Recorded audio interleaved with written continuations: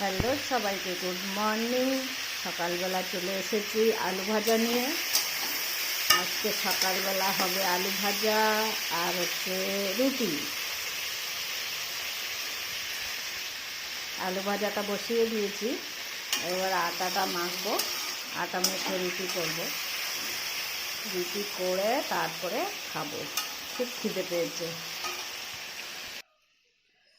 দেখো বন্ধুরা, আমার লাল লাল করে আলু ভাজা কমপ্লিট। তার সাথে কাঁচা লঙ্কা, আস্ত কাঁচা লঙ্কা আছে। যে যেরকম ঝাল খাবে সেরকম খেয়ে খাবে, কেউ মেখে খাবে, কেউ কামড়ে খাবে।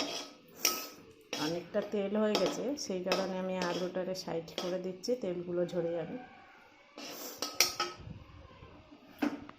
এবার রুটির দিকে যাব, রুটি করব।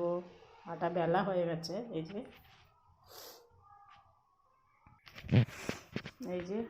রুটিটা শুরু করে দিচ্ছি।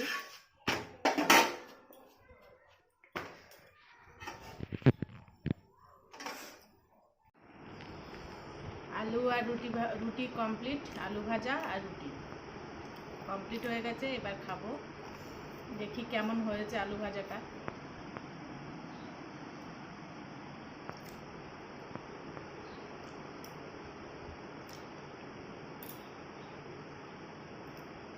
বাই।